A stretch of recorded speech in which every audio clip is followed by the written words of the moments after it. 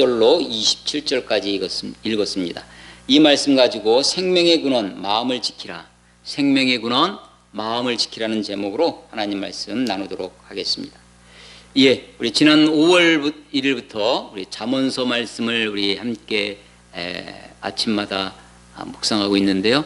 6월 말까지 2달 동안 잠언서의 말씀으로 우리 함께 묵상할 것입니다. 보통 우리가 잠언서가 31장까지 있습니다. 그래서 하루에 한 장씩 읽으면 한 달에 한 번 읽을 수 있다, 우리가 이렇게 말하는 것입니다. 잠언, 우리가 잠언하면 평상시에는 그렇게 보통은 많이 쓰지 않는 기독교적인 용어처럼 그렇게 되어 있습니다. 근데 잠언하고 비슷한 말이 뭐가 있죠? 잠언. 잠언은 무슨 뜻입니까? 잠언. 잠언이요, 한자로 쓰면, 제가 오늘 한자를 몇 개 써갖고 왔는데 이렇게 씁니다. 이게 경계잠이라고, 경계하다, 무엇을 경계잠이라고도 하고요, 바늘잠이라고도 합니다. 바늘하면 찌르는 거죠. 그래서 찌르는 말씀이 잠언이에요. 그래서 찔러서 경계할 수 있도록 사람들을 깨우치는 말이 이게 잠언입니다. 짧은 교훈적인 말, 비슷한 말이 격언입니다. 격언은 이렇게 씁니다. 격언. 이 격자가 인격, 품격 할 때 쓰는 격자입니다. 나무목이 있고요, 각자가 있어요. 옆에 나무목 옆에 각자가 있는데 나무를 각 잡아주는 거죠. 나무를 다듬어 주는 것. 그러니까 그냥 있으면 격이 아니라 그것을 잘 다듬어서 어느 수준을 갖추는 것, 이것을 우리가 격이라 합니다. 인격, 마음대로 하고 싶은 대로 하는 것이, 그것을 보고 인격이라, 저 사람 인격적이야 하는 것이 아니라 그 마음을 잘 다듬어서, 그것을 이제 인격이라고 하죠. 품격이라고 하고 하는 것입니다. 이 격자가 참 어려운 글자 중에 하나입니다. 쓰기는 쉬운데 이 격자가 격언은 누가 한 말인지 잘 모르지만 역사적으로 어떤 한 그룹에서, 어떤 사회나 어떤 공동체가 교훈적으로 삼는 어떤 짧은 경구, 짧은 말, 이것을 우리가 격언이라고 합니다. 속담하고 좀 비슷하지만 좀 다르죠. 속담보다는 좀 교훈적인 요소가 들어져 있는 것이 격언입니다. 격언. 그런데 이제 잠언은 우리가 보통 앞에 솔로몬의 잠언 이렇게 얘기를 합니다.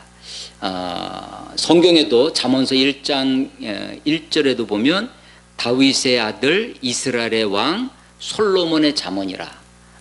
이 잠언서의 가운데는 1장 1절에 또 10장 1절에 25장 1절에 솔로몬의 잠언이라고 밝혀주고 있어요. 솔로몬이 썼다는 이야기죠. 근데 솔로몬이 다 쓴 것은 아닌 것 같고요. 뒤에 30장에 가면 아굴의 잠언이라고 나오고 31장에 가면 루엘의 어머니, 루엘 왕의 어머니의 잠언이라고, 그래서 좀 여러 사람이 쓴 것 같은, 그렇지만 대부분 우리가 이제 솔로몬의 잠언으로 우리가 이렇게 얘기를 합니다. 마치 시편 전체 150편이 다윗이 다 쓴 건 아니지만 다윗의 시편에 이렇게 대표해서 이야기하는 것처럼 솔로몬의 잠언 이렇게 얘기를 합니다. 실제로 솔로몬 이야기가 기록되어 있는 성경 중에 열왕기상 4장에 가면 솔로몬이 지혜로 와서 온 여러 나라에서 솔로몬의 지혜를 들어오기도 하고요. 솔로몬이 잠언 3,000개를 말하였고,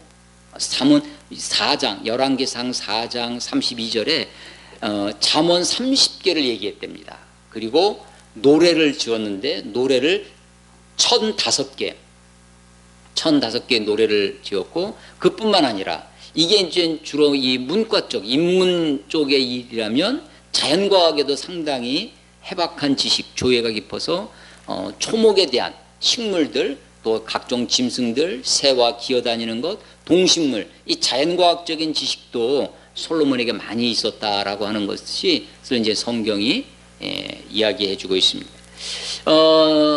지혜로운 사람, 솔로몬의 지혜가 전무후무한 지혜를 하나님께서 그에게 부어주셨다라고 하죠.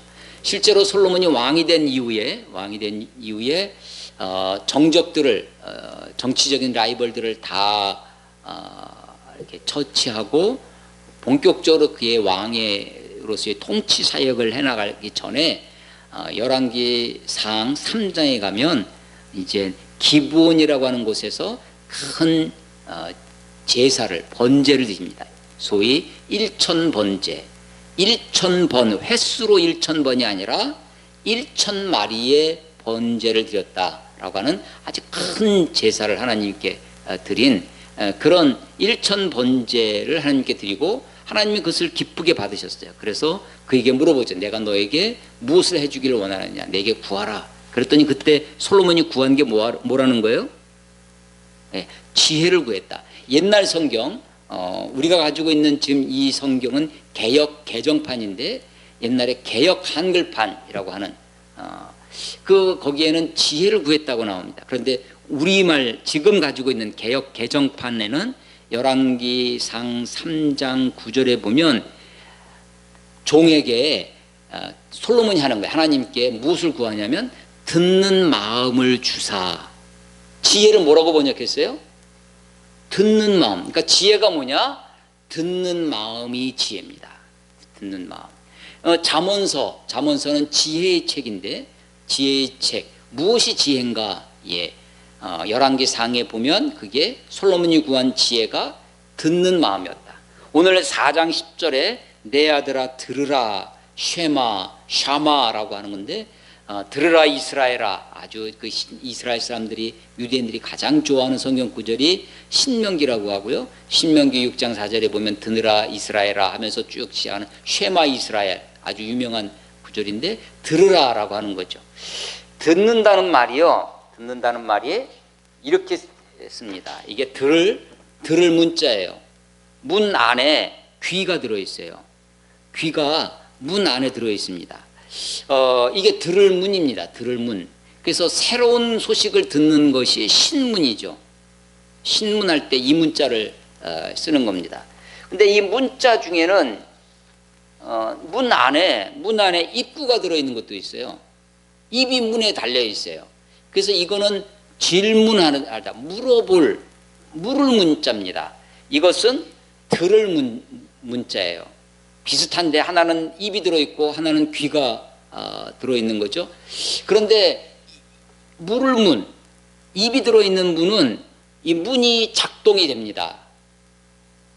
문이 쓸 수 있는 문이에요. 그래서 입을 닫고 말을 안 할 수가 있어요. 입을 열고 말을 할 수 있습니다. 능동적으로 이 문을 내가 그래서 이 질문하는 물을 무는 그런데 이 들을 문 귀는요 문이 없습니다. 사실은 내가 듣고 싶어서 듣는 것이 아니라 듣기 싫다고 안 듣는 것이 아니라 물론 뭐 귀를 막을 수는 있겠죠. 비행기 타면 이렇게 귀마개 주지 않습니까? 잠자라고. 그래도 그게 다 소리가 안 들리는 것이 아니에요. 이 문을 내가 듣기 싫다고 문을 닫고 말하기 싫으면 입을 다물면 되잖아요. 말하고 싶을 때 말하고 물론 고장난 입도 있죠. 그냥 뭐 하지 못할 말 다 하고 어디 가든지 막 수다를 막 하는 그런 입도 있을 수 있지만 여하간 능동적 입이 있는 이 물을 문과 들을 문은 좀 다른 문입니다. 근데 듣는다라고 할 때 들을 문자 말고요 이런 문 듣는 게 있어요. 이건 들을 청자입니다. 여기도 귀가 있죠? 귀가 밑에 왕이 있어요. 잘 들어야 되는 거죠. 이 청자는. 그런데 이 옆에 있는 거는 덕자입니다. 덕. 귀가 왕 같아서 덕스럽게 듣는 것. 이게 청이에요. 그러니까 이 청은 단지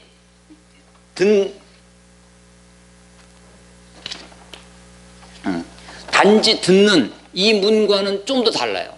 근데 사실은 이 문도 어렵습니다.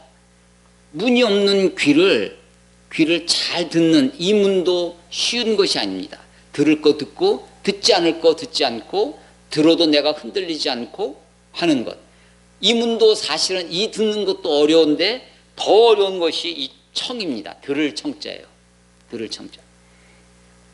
관리들이 사는 관리들이 일하는 그런 곳을 관청이라고 합니다. 관청. 이 청자에다가 위에다가 집을 뜻하는 어모를 쓰면 이게 관청이에요. 그러니까 관청은 어떤 데냐면 잘 듣는 곳이에요. 누구의 소리를 들어야 되겠어요?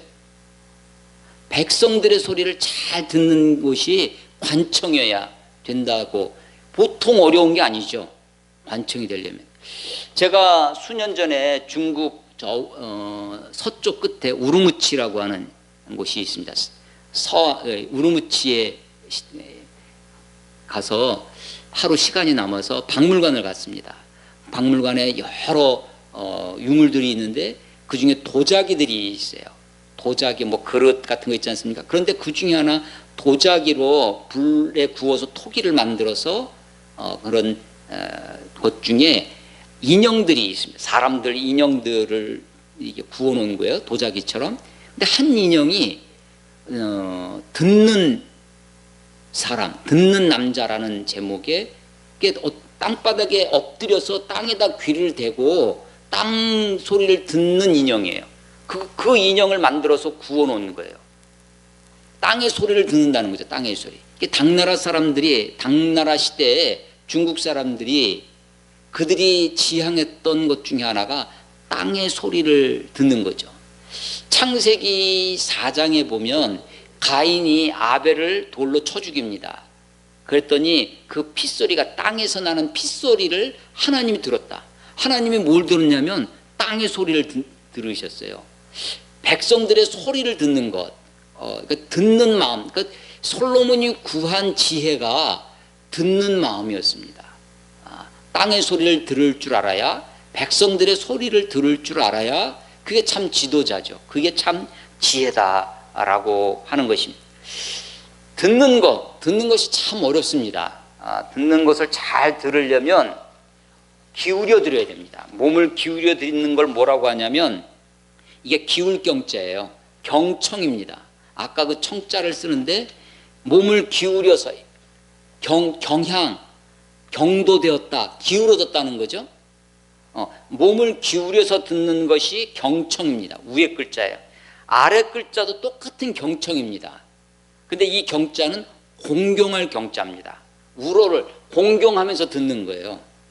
물론 기울을 경청, 사람 내 몸을 기울여서 주의해서 듣는 그런 태도가 있어야 되지만 우러러서 공경해서 하는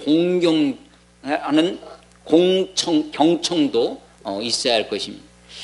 공자가 나이 60이 되면 50을 훌쩍 넘었는데요. 이제 60을 가까우는데 50이 지천명이랍니다. 하늘의 뜻을 아는 거래요. 천명을 아는 것. 천명을 아는 게 50이에요. 40은 뭐죠? 불혹입니다. 혹하지 않는데요. 여기에 혹하고 저기에 혹하지 않는 게 40이에요.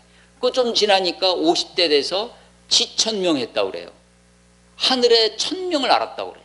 근데 그거보다 더 나이 들어서 60이 되어서야 비로소 이순, 귀가 순해졌답니다. 이순. 귀가요, 순하지 않다. 순의 반대는 뭐예요? 거칠다, 이런 뜻이게 되겠죠. 귀가 이젠 무슨 소리를 해도 거기에 막 부안해동하지 않고 혹하지 않고 귀가 순해졌대요. 그게 60이랍니다. 60의 이순이에요. 듣는 것이 참 어렵습니다. 우리가 바깥에서 외부의 어떤 정보나 지식을 받아들이는 것이 있어요. 눈으로 보고 저게 뭐구나. 눈으로는 시각이 있죠. 어떤 냄새가 나면 이거 무슨 냄새다. 후각이 있습니다. 먹어보면 맛을 알아. 미각이 있습니다. 귀로 듣고 청각이 있습니다. 손으로 만져보는 촉각이 있습니다. 촉각. 그래서 오감이 있어요. 5가지 감각이 있어요. 그런데 그것 말고도 육감이라는 게 있어요. 6번째. 내 육감에 말이야. 지레 짐작하는 거 있죠. 짐작하는 거. 육감, 내 육감이 맞았어. 할 때 그 육감입니다. 그 육감은 우리가 신뢰할 수 없지만 내가 보고 저거 하얀색이구나. 저건 뭐구나. 눈으로 보고 귀로 듣고 냄새 맡고 하는 거예요. 그 중에 이 5가지 오감을 통해서 자연 세계에 우리가 외부로부터의 정보를 받아 들이는데, 그 중에서도 듣는 것이 참 이게 어려운 일입니다. 우리 듣는 것을 잘 들어야 듣는 것과 마음이 아주 깊이 붙어 있어요. 물론 눈도 보고 봐서 무섭고, 그런데 여러분 이 호러물 영화 같은 거 있잖아요. 공포 영화 같은 거. 아주 그냥 잔인한 장면이라든지 무서운 장면을 봐서 무서운 것보다 장면은 무섭지 않은데 소리가 들려서 그 다음 장면을 상상하게 하는 두려움. 그게 더 무서운 거예요. 그래서 마음에 뭐가 더 연결이 되냐면 듣는 것에 훨씬 더 깊은 연관이 되어 있습니다. 우리가 오늘 생명의 근원, 마음을 지키라 라는 것이 4장 23절 아주 유명한 잠언서의 유명한 구절 중에 한 구절이죠. 모든 지킬 만한 것 중에 더욱 내 마음을 지키라. 생명의 근원이 이에서 남이라. 예. 이 잠언서가요, 31장까지 어떤 역사적인 순서나 혹은 논리적인 순서로 되어 있지는 않습니다. 그런데 1장부터 9장까지는 내 아들아, 내 아들아, 마치 아버지가 아들에게 말을 하듯, 물론 중간에 지혜라고 하는 여인으로 의인화된 지혜가 가르쳐 줍니다. 지혜가 의인화됐어요. 그런 부분이 이 앞부분에 나와 있지만 대부분은 아버지가 아들에게 교훈하듯 하는 내 아들아, 내 아들아 하는 것이 앞부분 9장까지이고요. 10장부터 29장까지는 소위 대꾸 혹은 비유, 짧은 격언들이 그 10장서부터 이제 29장까지 있고, 마지막 30장은 아굴의 잠언, 31장은 루엘 왕의 어머니의 잠언, 그렇게 되어 있습니다. 내 아들아, 내 아들아 하면서 하는데 무엇이 지혜인가? 지혜를 모아놓은 이 지혜서 중에 여호와를 경외하는 것이 지혜의 근본이다. 여호와를 경외하는 것, 여호와를 두려워하는 것. 여호와를 두려워한다고 하니 경외하는 것은 공포가 아닙니다. 공포는 두려우니까 피하고 도망갑니다. 멀어집니다. 그런데 이 경외심은 두려운데 친근하게 가까이 가고 싶어요. 두렵지만 가까이 나아가고자 하는 것이 경외입니다.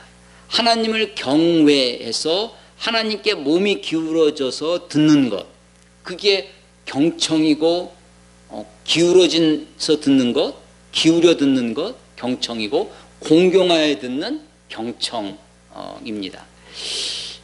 대부분 이 잠언서가 솔로몬의 잠언이다. 그리고 솔로몬은 지혜의 왕이라고 그러고, 솔로몬 전무후무한 지혜를 가졌다라고 하고, 솔로몬의 여러 이야기 중에 통치의 첫 번째가 기브온 산당에서 1000번제를 드리고 하나님께 지혜를 구했더니, 듣는 마음을 구했더니 하나님 네가 북이나 어떤 다른 것 구하지 아니하고 이 지혜를 구하니까 내가 너에게 이 모든 것을 더해 주겠다라고 하는 축복을 받았던 그런 왕이다라는 이야기를 우리가 알고 있습니다. 그 지혜의 왕이었던 솔로몬이 쓴 잠언.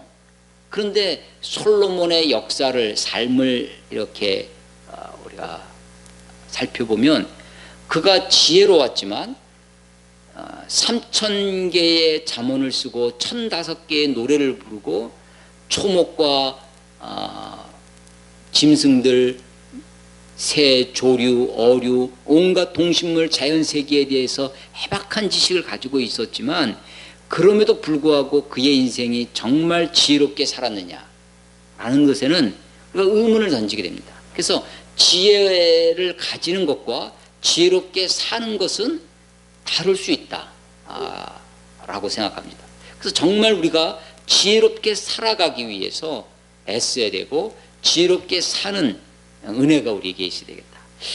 그래서 무엇보다도 우리가 마음을 지키는 것. 그래서 이 잠언서 중에 여러 말씀 중에 저는 4장 23절에 모든 지킬 만한 것 중에 내 마음을 지키라. 생명의 근원이 이에서, 어디에서? 마음에서 나기 때문이다. 생명의 근원, 이 근원이라는 말은 샘물이라는 뜻입니다. 샘물. 지혜의 생명의 샘물이 마음에서 나오기 때문에 그 마음을 지켜야 된다라고 하는 것입니다. 실제로 솔로몬 왕의 역사를 읽어보면 열왕기상 11장에 가면 솔로몬의 나이가 많이 들어. 열왕기상 11장 4절에 솔로몬이 나이가 많이 들어 여러 여인들이, 솔로몬이 여러 여인들이 있었어요. 얼마나 많았냐면 첩이 700명이야. 그리고 후궁이 700명, 첩이 300명이에요. 1,000명의 후궁과 첩을 거느리고 있었습니다. 그래서 이 많은 여인들이, 그의 여인들이 솔로몬의 마음을 돌려 다른 신들을 따르게 하였으므로 왕의 마음이 그의 아버지 다윗의 마음과 같지 아니하며 그의 하나님 여호와 앞에 온전하지 못하였더라. 열왕기상 11장 4절 말씀입니다. 여인들이, 그 솔로몬의 여인들이 그의 마음을 돌렸다는 거예요. 하나님께로 향했던 마음을, 그의 마음을 돌려서 이방 신들을 따르게 했다는 것입니다. 마음이 돌아설 수 있다는 거예요. 이 마음이요, 내 마음 나도 모르게, 아주 옛날 오래된 유행가 가사인데 내 것이죠. 근데 정말 이게 알다가도 모를 게 마음입니다. 물론 지금은 마음을 연구하는 학문이라는 것도 있어요. 심리학이라는 것이 있죠. 심리학. 근데 심리학은 마음을 연구한다기보다는 인간의 행동을 연구합니다. 인간의 행동을 연구해서 그래서 이 사람들의 마음이 이렇다, 이렇게 얘기를 하는 거예요. 내 마음에 손을 얹고, 마음에 손을 얹어보세요. 어디 얹겠습니까? 예, 가슴에 손을 얹죠. 근데 가슴을 우리가 엑스레이를 찍어보고 MRI를 찍고 CT를 촬영을 해도 마음이 안 나옵니다. 마음을 알 수가 없어요. 마음이 어디 있을까? 현대 과학은 아마도 뇌에 있을 것이다. 뇌의 생각과 마음이 뇌에 있을 것이다. 그래서 뇌가 파괴되고 뇌가 어떤 병리학적인 이상 증상을 봐라, 뇌가 쪼그라들어 있다. 뇌를 찍어보니까 뇌가 지금 어떤 특정 부위가 지금 이상하다. 그래서 거기에 이제 어떤 약물 투여도 하고 하면서 치료를 하려고 하면 뇌과학이 많이 또 발달해요. 그럼 우리가 마음에 손을 얹고 하면 전부 다 이렇게 하기는 좀 이상하잖아요. 마음에 손을 얹고면 다. 근데 사실 마음이 막 뜨거워지면 가슴이 벌렁벌렁거립니다. 가슴이 두근두근거리고 가슴이 쪼그라들기도 하고 마음에 관계된 말이 많아요. 마음에 들다. 제가 요즘 최근에 작년부터 이제 그 외국인 학생들을 만나서 한국어 가르치는 그런 일을 하고 있는데요. 최근에 얼마 전에 이제 한국어 시험 준비하는 토픽이라는 거지, 토플이나 탭스처럼 외국인들이 한국어 능력 시험을 보는 게 있어요. 그 이제 시험 문제지를 같이 풀었습니다. 거기에 이제 위에 예문이 나오고, 예문은 주로 어디 가가지고 옷을 샀는데, 치마를 샀는데 마음에 나는 그게 좋다, 그 디자인이 좋고 뭐 했다, 뭐 그런 내용이에요. 근데 밑에서 위와 같은 내용이 같은 것은 그런 겁니다. 우리 아주 쉬운 겁니다. 그 중에 하나가 마음에 들다. 누구누구는 새로 산 옷이 마음에 들었다. 같은 내용이에요. 좋았다, 마음에 들다. 근데 마음에 들다라는 단어를 모르는 거예요. 마음에 들다. 그래서 제가 그림을 그려서 하트를 그리고 이게 우리의 마음이다. 근데 어떤 것이 마음에 들어오면 좋은 거다. 마음에 못 들어오도록 밀어내면 마음에 안 들다. 마음에 안 드는 것은 싫다, 나쁘다, 디스라이크고, 마음에 들어오는 것이 마음에 들다. 근데 이 마음이라는 것을 이렇게 우리말 설명을 해준 적이 있습니다. 우리가 어떤 것에 결심하고 작정하는 것을 마음 먹다라고 돼요. 마음에 들다, 마음 먹다, 마음이 멀어졌다, 마음이 가까워졌다. 마음에 관계된 것들이 굉장히 많이 있습니다. 그래도 우리가 사실 마음이라고 하는 실체를 어떻게 만져볼 수도 없고요. 우리 찬송 부를 때 그렇습니다. 주님과 같은 분 없네 하면서 내 마음 만지는 분은 없네, 이런 것이. 주님이 내 마음을 만져주세요. 그런데 마음을 어떻게 만질까? 사실은 부모가 사랑하는 애인이 막 아이들이 울고 있을 때 가서 이렇게 푸근하게 안아주면 몸을 안아주는데 사실은 마음의 위로가 됩니다. 그 스킨십이 마음을 만져주죠. 위로의 말이 사람의 마음을 만져줍니다. 엑스레이도 안 나오고 MRI도 안 나오고 CT를 찍어도 볼 수 없는 마음을, 근데 우리가 어떤 사람들의 마음을 읽을 수도 있고요, 마음을 만져줄 수도 있고, 실체가 없는 듯 하는데 우리가 그 마음에 대해서 수없이 얘기합니다. 마음을 지킬 만한, 모든 지킬 만한 거, 우리 지킬 게 많이 있죠. 통장 잔고도 지켜야죠. 의리도 지켜야 되고, 명예도 좀 지켜야 되고, 우리들의 미모도 좀 지켜야 되고, 지킬 것이 많이 있는데, 지킬 것 중에 최고가 뭐냐면, 제일 중요한 것이 마음을 지키라는 것입니다. 그래서 어떻게 하면 마음을 지킬 수 있나? 그 마음이 정말 지킬 만한 건가? 오늘은 마음이 생명의 근원이 거기서 나오기 때문에 중요하다는 거예요. 근데 마음은 성경은 예레미야는 뭐라고 얘기를 하냐면, 만물 중에 심히 부패하고 거짓된 것이 사람의 마음이라. 만물보다 부패하고 심히 거짓된 것, 그게 사람의 마음이라는 것입니다. 창세기에서 이제 가인과 아벨, 형제를 죽이는 사건이 벌어지죠. 그리고 나서 조금 있다가 이제 그건 개인적인 죄악이죠. 근데 이제 점점점 사회적인 죄악, 공동체가 악이 가득해집니다. 그래서 하나님이 그 악이 가득한 세상을 물로 심판하죠. 창세기 6장에 가면 뭐라고 하시냐면, 사람의 마음이 늘 마음에 계획하는 것이 항상 악할 뿐임을 아시고, 하나님이 사람의 마음이 그 마음에서 계획하는 것이 항상 악하다는 거예요. 이 마음이 부패합니다. 마음이 거짓됐어요. 그래서 이 마음이 정말 지킬 만한 가치가 있나? 생명의 근원이 거기서 나게. 그래서 우리가 하나님으로부터 추방됐습니다. 에덴에서부터 추방돼서 소위 하나님의 생명의 근원에서부터 잘려져 나왔어요. 하나님의 형상으로 창조된 우리가 그럼에도 불구하고 우리 마음속에 하나님을 알 수 있는 마음을 하나님 주시고, 우리 마음에, 그래서 이 마음이 우리 중에 아주 중요한 것이다 라는 것입니다.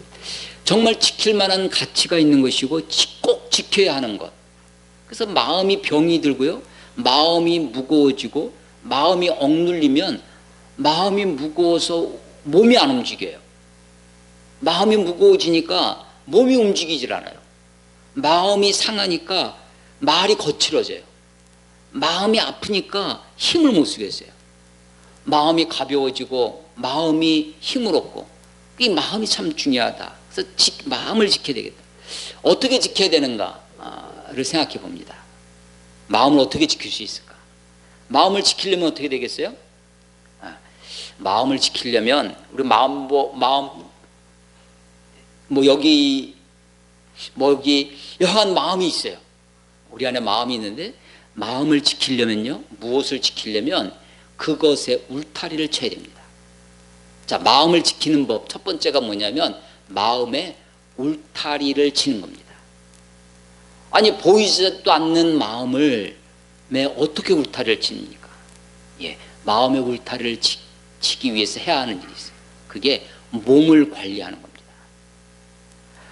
마음에 손을 얹고 하면 우리 대뜸 여기 손이 가잖아요.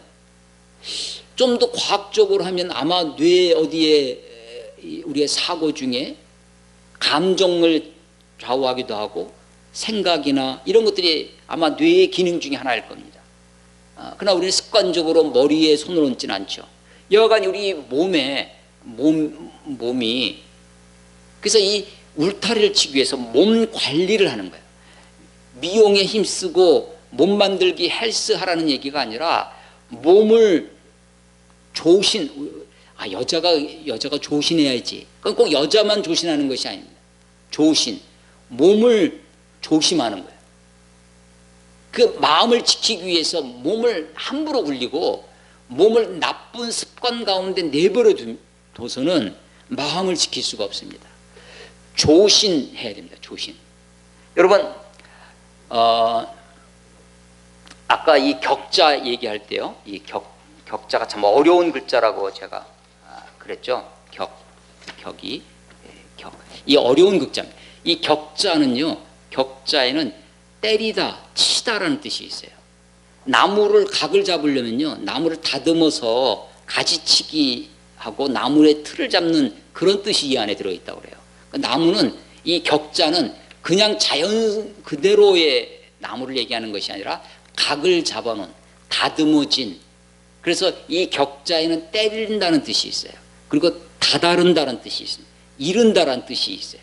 여러분, 동양의 고전 중에 사서삼경이라는 아주 기본적인 동양 고전이 있는데, 그 중에 보면 공자의 그 노노맹자, 중용, 그 다음에 대학이라는 책이 있어요. 대학, 큰 학문이라는 거죠.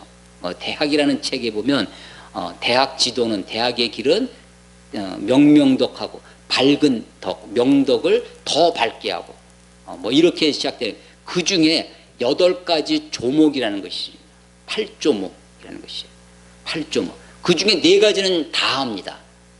다 알아요. 뭐냐면 수신제가, 치국평천하가 8가지 중에 5, 6, 7, 8, 그 4가지가 수신, 몸을 닦고, 제가 집을 가지런히 하고, 치국, 나라를 다스리고, 천하를, 세상을 평탄하게 하는 것. 수신, 제가, 치국, 평천.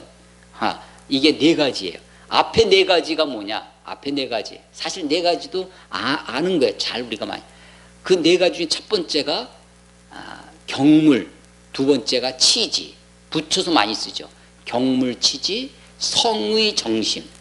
성의, 의 뜻을 자기 뜻을 정성스럽게 하고, 정심, 마음을 바르게 하고, 경물할 때, 경물치지 할 때 그 격자가 이격자입니다. 물, 세상 사물, 온갖 사물에 다다라야 돼. 온갖 사물에 내가 나아가서 치지, 지혜에 이르는 거예요. 경물치지하고, 성의 정심하고, 수신제가, 치국평천하. 이 동양 무슨 고전 강의 같은데 그 격이에요. 그러니까요, 사실은 지금 무슨 얘기를 하면서 여기 이 얘기를 드렸냐면, 마음을 지키는 법. 첫 번째, 울타리를 쳐라. 마음의 울타리. 마음의 울타리를 어떻게 치느냐? 마음을 지키기 위해서 마음의 울타리를 치는 것이 몸을 관리하는 것이다. 몸을 관리하는데, 몸을 관리하기 위해서 조신하고 수신, 몸을 닦는 거예요. 내 몸을 닦는 거예요. 그게 마음을 지키는 겁니다. 그래서 좋은 습관을 들이고, 뭐 좋은 습관 중에는 아침에 일찍 일어나는 습관이라든지, 좋은 습관들, 바른 습관들로 자기 몸을 관리를 하는 것이 행동을 관리하는 거예요. 그러니까 행동을 관리하는 것이 내 마음을 지키는 길입니다. 그러니까 나쁜 습관, 나쁜 행동을 자꾸 하다 보면 내 마음이 거칠어지고, 내 마음이 상스러워지고, 내 마음이 속되고, 내 마음이 거짓되고, 내 마음이 그렇게 되는 거예요. 그래서 내 마음을 정심, 성의 정심하려면 그렇게 해야 되는 겁니다. 자, 마음을 지키는 법, 마음을 지키는 것. 솔로몬이 지혜로운 왕이었는데 그가 지혜롭게 살지는 못했다. 그의 말년은 하나님으로부터 버림받고, 나라를 두 나라로 쪼개지게 하고, 나라 가운데 아주 이방 우상을 섬기는 것을, 그 씨를 뿌리게 됐다라고, 그의 말년에. 그래서요, 왜 그렇게 되는가? 잠언서 중에 이번에 특별히 다시 한번 잠언서를 이렇게 한 절 한 절 묵상하면서 제게 들어오는 단어가 하나 있는데, 그건 근신이라는 단어입니다.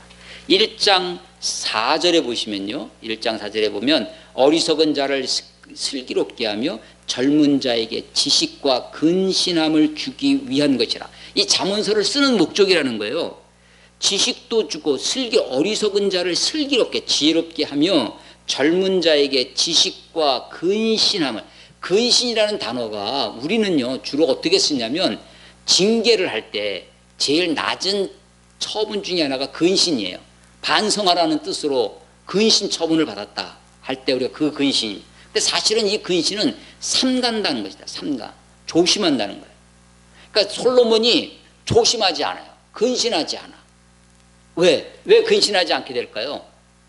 처음에 왕이 됐을 때는요, 열왕기상 1장, 2장은 왕의 초기는요, 정적들, 정치적 라이벌들을 요압왕이라든지 아달 제사장이라든지 이런 사람들을 정적을 척결하는 이야기. 그럴 때는요, 몸이 긴장합니다. 자기가 어떻게 해야 적들로부터 당하지 않고 정적을 하고 백성들의 마음을 하나로 모으고 정치적으로 어떤 일을 해나갈 수 있을까? 굉장히 긴장해요. 그래서 어떤 정권이든지 정권 초기에는 정말 열심히 그런데 점점점 권력을 부리다 보면, 권세를 부리다 보면 그 권세의 힘을 알게 됩니다. 그래서 이제는 거침이 없어져요. 하고 싶은 대로 합니다. 삼가지 않습니다. 삼가지 않고 조신하지 않아요. 근신하지 않습니다. 근신하다, 이게 가다듬다, 우리만 한글로 하면 아마도 그 단어와 비슷해. 내 행동을 머리카락을 가다듬다 그러잖아요. 조신하지 않아요. 근신하지 않아요. 그래서 저는 이 잠언서에 아주 한 단어를 꼽으라면 지혜로운 삶을 살기 위해서 근신이라고 생각합니다. 근신해야 돼. 그래서 1장 4절에 2장 11절에 3장 21절에 5장 2절에 8장 12절에 계속해서 강조하는 단어가 근신입니다. 근신. 잠언서의 용어라면 근신이에요. 우리말로 하면 조신입니다. 조신하게 하는 거예요. 삼가입니다. 하고 싶은 대로 하지 않아요. 그래서 진짜 힘은 어떤 게 힘이냐? 내가 가지고 있는 힘을 힘껏 하는 것이 그게 힘이 아니라 힘을 조절할 줄 아는 힘이 진짜 힘이죠. 그런데 솔로몬이 젊었을 때는 힘을 조절하고 살았습니다. 근신하며 살았어요. 조심하며 살았어요. 그런데 점점 나이가 들어가면서 정권 말기에 가면 갈수록 근신하지 않습니다. 조심하지 않아요. 그리고 내게 들려오는 대로 그냥 살아갑니다. 자, 마음을 지키기 위해서 첫 번째 일 뭐예요? 마음의 울타리를 쳐라. 마음의 울타리를 치라는 것은 뭐냐? 몸 관리를 하라는 것입니다. 조신하게 해라, 근신하게 살아라 라고 하는 것입니다. 두 번째, 마음을 지키는 두 번째 일은 마음의 망대를 세우는 것입니다. 자, 울타리를 쳤어요. 집안에 울타리를 치고, 그런데 그 집이 좀 커. 성처럼 큰 데는요, 그것을 다 볼 수가 없습니다. 적이 외부에서도 오지만 안에서도 무너집니다. 안에서 내분이 일어나면, 여러분 교도소 생각해 보세요. 망루를 짓습니다. 망루를 짓는데 이 망루는 바깥도 지키지만 안도 지켜요. 죄수가 달아나지 않게끔. 안에서 무슨 폭동이 나지. 그래서 망루를 큰 성에 망대를 세워놓으면 이 망대는 외부도 살피지만 내부도 살핍니다. 망대를 세워야 됩니다. 망대를 세워서 내 자신을 살펴보아야 돼요. 이걸 성찰이라고 합니다. 성찰이래요. 근신, 몸을 근신할 뿐만 아니라 내 마음을 살펴볼 줄 알아야 됩니다. 내 마음을 그냥 방치하면 안 돼요. 내 마음에 우울이 있어요? 우울을 방치하면 안 됩니다. 내 마음에 분이 생겼어요. 어떤 억울한 일을 당했어. 분이 생겨날 수 있죠. 화나는 일이 생겨요. 짜증나는 일이 있어요. 근데 그것을 방치하면요, 짜증이 계속해서 늘어납니다. 우울감이 계속 증가해요. 그래서 망대를 세워서 내 자신을 살펴볼 줄 알아야 돼요. 성찰과 통찰이 있어야 됩니다. 그래서 망대를 세워서 내 바깥에 유혹이 어떤 친구를 만났는데 이 친구가 나한테 막 무슨 얘기를 해요. 근데 그 혹해요. 그래서 그것을 꿰뚫어 볼 수 있는 통찰력이 있어야 합니다. 통찰. 그 망대를 세우는 일이 필요합니다. 망대를. 내 마음에, 마음을 지키기 위해서 첫 번째 일, 울타리를 쳐라. 두 번째 일, 망대를 세워라. 울타리를 치라는 이야기는 몸가짐을 잘해라. 조신해라. 근신해라. 라는 것이고, 망대를 세워서 나 자신을 성찰하고 세상을 통찰할 수 있는 것이 이게 마음을 지키는 것이다. 세 번째, 마음을 지키기 위한 세 번째입니다. 마음의 할례를 받아라.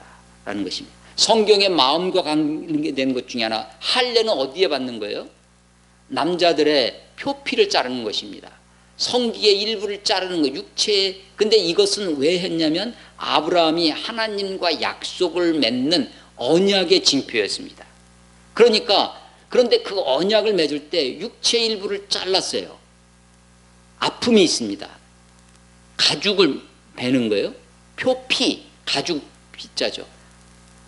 아픔이 있어요. 그런 것처럼 성경에 할례를 행하라는 것에 세 가지가 있습니다. 하나는 표피를 자르는, 육체 일부, 성기 일부를 자르는, 몸의 일부를 자르는 거죠. 두 번째는 마음의 할례를 해라.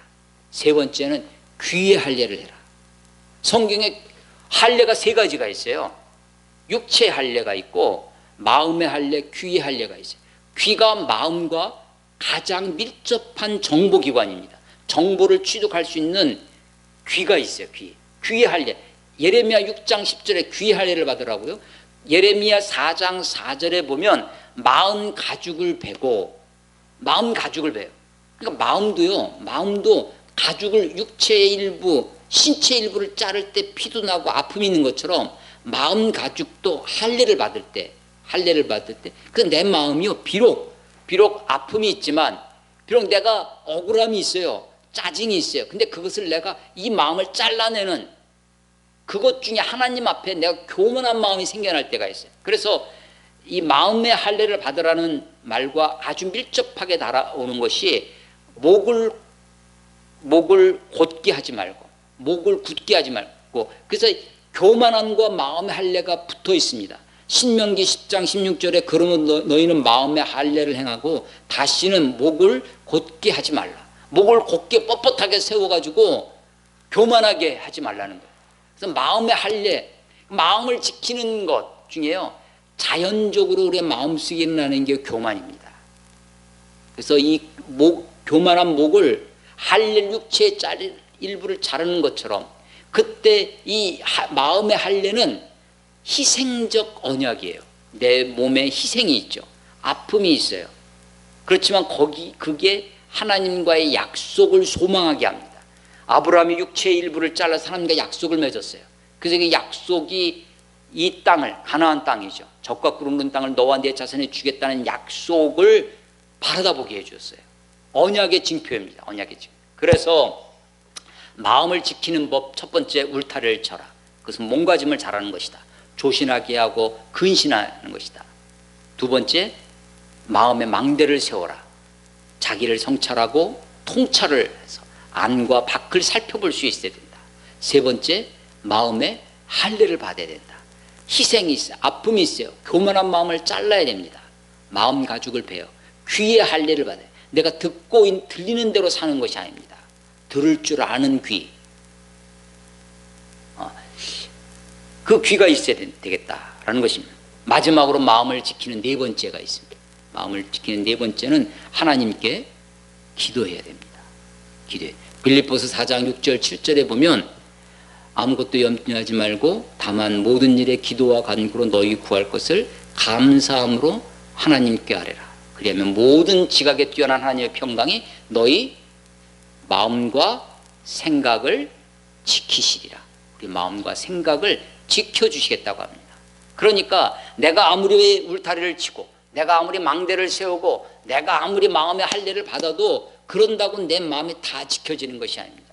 내 마음이요, 거인이 작은 돌뿌리에 넘어지듯 별로 중요하지도 않은 사람이 지나가면서 한마디 해준 그 말에 내 마음이 상처를 받아요. 아니, 그 사람은 아무 의미 없이 한 말인데도 나는 그 마음에 그만 무너집니다. 그래서요, 내가 울타리도 치고 망대도 세우고 마음의 할례도 받지만 하나님께 기도해야 됩니다. 내 마음을 지켜주시도록. 생명의 근원이 여기서 나기 때문에. 근원 뭐라고 그랬어요? 샘물이라고 그랬죠. 샘물은요, 막힌 것이 아닙니다. 물론 거기서 샘이 나오죠. 물이 나오지만 샘은 어딘가 근원에 연결되어 있습니다. 그 근원이 깊으면 깊을수록 맑은 물이 나오는 거죠. 가까운 데서, 여기 물이 더러운데 거기서 나오는 물, 이 샘도 더러운 물이 나올 수밖에 없습니다. 물이 깊은 곳에서 나와야 그것이 맑고 그리고 끊이지 않는 샘물이 되는 것입니다. 내 이 샘 근원이 어디와 연결되어 있어야 되냐면 하나님과 연결되어 있어야 되는 거죠. 그래야 거기 생명의 근원으로 늘 샘솟듯 하는 나를 살리는 물이 그곳에서 나올 것입니다. 하나님께 기도함으로 우리의 마음을 지켜야 됩니다. 마음이 생명의 근원이 된다고 말씀하십니다. 잠언서를 묵상합니다. 물론 잠언서 한 구절 한 구절 여러 교훈들이 있는데 이 교훈들 중에 정말 마음을 지키라고 하는 이 교훈, 그래서 이 마음을 우리가 어떻게 지킬 것인가를 제가 한 주간 동안 묵상하면서 여러분들에게 4가지를 말씀드렸어요. 하나가 마음의 울타리를 쳐라, 마음의 망대를 세워라, 마음의 할례를 받아라, 그리고 마음을 지켜달라고 하나님께 기도해라 라고 하는 것입니다. 생명의 근원 되신 우리 하나님과 깊이 연결되어서 날마다 샘솟듯 하는 생명의 물이 여러분의 인생 가운데, 여러분의 삶 가운데 흘러나시기를 주의 이름으로 축원합니다. 기도하겠습니다. 하나님 아버지,